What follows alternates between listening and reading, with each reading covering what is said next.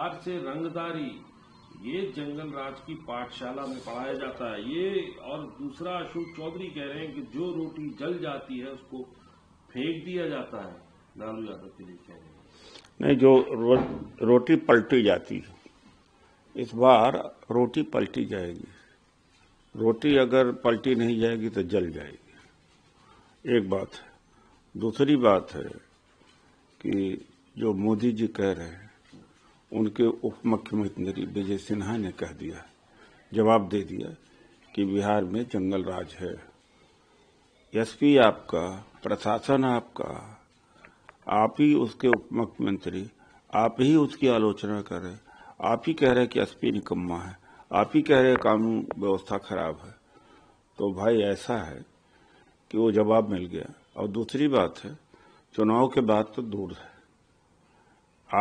कल ही पटना आरा में पता लग गया कि जनता दलियों ने बीजेपी को वोट नहीं दिया, बीजेपी को जनता दल नहीं दिया, जनता दलियों को एलजेपी नहीं दिया। वो अपनी चिंता करें प्रधानमंत्री जी। प्रधानमंत्री को बहुत इस समय हैरान व्यक्ति और थका हुआ व्यक्ति, वो जानते हैं कि इंटरनल कंट्राडिक्शन, इंटरनल इनफाइटिंग जो है एनडीए में बहुत तेज है।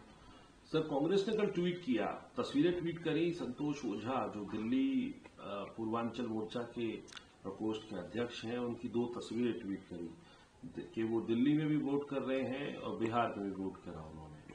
तो ये कहा कि एक व्यक्ति 2 वोट, इलेक्शन कमीशन का सारा कारनामा सामने आ रहा है। तो राकेश सिन्हा भी हैं, उनकी भी तस्वीरें वायरल हो रही हैं, जो बीजेपी के नेता हैं और राज्यसभा सांसद भी हैं। देखिए, ऐसा है, जो परिचित चेहरे हैं उन्हें तो पहचान लिया गया है, लेकिन लाखों ऐसे फर्जी वोट डाले गए होंगे। संतोष झा चूंकि बीजेपी के पूर्वांचल प्रकोष्ठ के दिल्ली के अध्यक्ष हैं और राकेश सिन्हा चिरपरिचित चेहरा है, तो जब ये फ्रॉड कर सकते हैं तो अंदाज लगा सकते हैं कि लाखों फर्जी मतदान डाले गए। पहले बार कभी नहीं सुना था। छठ पूजा और दिवाली के बाद बिहार से ट्रेनें निकलती थी दिल्ली और दूसरे दिशा के लिए। इस बार दिल्ली से और जगहों से ट्रेनें भर भर के बिहार में चुनाव के समय जा रही हैं। मतलब है कि फर्जी मतदान करा लिया इन्होंने पहले फेज का। सर, इसके अलावे आप लोग कह रहे हैं कि सब गड़बड़ियां हैं, लेकिन चुनाव आयोग, मुख्य चुनाव आयुक्त हैं, उन्होंने कहा कि बिहार ने दिखाया सारे राष्ट्र देश को रास्ता। एसआईआर के अंदर 0 अपील रही और हाईएस्ट वोटर टर्नआउट रहा 1951 के से अब तक। और प्योरेस्ट इलेक्टोरल रोल्स हुआ, एंथुजियास्टिक पार्टिसिपेशन हुआ इलेक्टर्स का, ट्रांसपेरेंट और डेडिकेटेड इलेक्शन मशीनरी थी, डेमोक्रेसी की जीत हुई है और एक बड़ी इच्छा। एक आईएएस अफसर इतने नीचे स्तर पर गिरता नहीं, उस आदमी का भाजपा में हो गया है। इतना निम्न स्तर पर गिर जाना कि एसआईआर के खिलाफ कोई कंप्लेंट नहीं।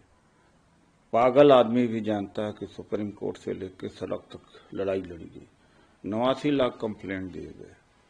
अरे मैं ज्ञानेश कुमार को कहता हूं या कोई अधिकारी, मरना तो सब दिन एक दिन सबको। ऐसा पाप क्यों कर रहे हो भाई? ऐसा झूठ क्यों बोल रहे हो? लाखों लाख कंप्लेंट थी। और जब इलेक्शन कमीशन की अनियमितता के ऊपर सवाल उठता है तो जवाब इलेक्शन कमीशन तो दे नहीं सकता, वो बीजेपी जवाब देती है। बीजेपी क्यों देती है? देश की जनता को मैं यही कहना चाहूंगा कि आखिर में जब सवाल चुनाव आयोग से किया जाता है, राहुल जी करते हैं, तो चुनाव आयोग को जवाब देना चाहिए। बीजेपी क्यों देती है भाई? हाइड्रोजन बम जो राहुल जी ने किया, उसका जवाब तुरंत आया किसके? बीजेपी के द्वारा। सर, इसीलिए आप चुनाव आयोग की जो बात कर रहे हैं, कल केसी वेणुगोपाल ने भी कहा कि बड़ा मैसिव कैंपेन इसी बात को लेके जो राहुल गांधी ने खुलासे किए हैं उसके बाद करेंगे। और 5 करोड़ लगभग अब तक हस्ताक्षर हो चुके हैं जो जो जो, जो दिए जाएंगे। और अपना सारे जो हैं ये हस्ताक्षर पहले ही चुनाव आयुक्त को देने वाले थे, लेकिन अब राष्ट्रपति का दरवाजा खटखटाएंगे और राष्ट्रपति को जो है वो ये सिग्नेचर सौंपे जाएंगे। तो कांग्रेस सड़कों पर अब उतरने वाली है इस बात को। सड़क पर उतर गई है, उतरेगी। और चुनाव डेमोक्रेसी मरणासन पर है। और मेरा जो विभाग है संगठित कामगार, वो भी लाखों हस्ताक्षर उसके द्वारा भी कराया जा रहा है और जनता के बीच जाएंगे। क्योंकि देखो, एक बात मैं जनता से अपील करना चाहता हूँ, डेमोक्रेसी केवल राहुल जी को नहीं चाहिए या मुझे या खड़गे जी को नहीं चाहिए। एक आम आदमी, एक गरीब, एक नौजवान को ज्यादा चाहिए। डेमोक्रेसी नहीं रहेगी तो रोजगार मांगने का अधिकार नहीं रहेगा और तन पर कपड़ा नहीं रहेगा, भूखा प्यासा सो जाएगा। तो डेमोक्रेसी एक आम आदमी के लिए ज्यादा जरूरी है। राजतंत्र में जो समृद्ध लोग हैं वो तो सरवाइव कर जाएंगे, लेकिन आम जनता सरवाइव नहीं कर पाती। तो ये राजतंत्र आ रहा है।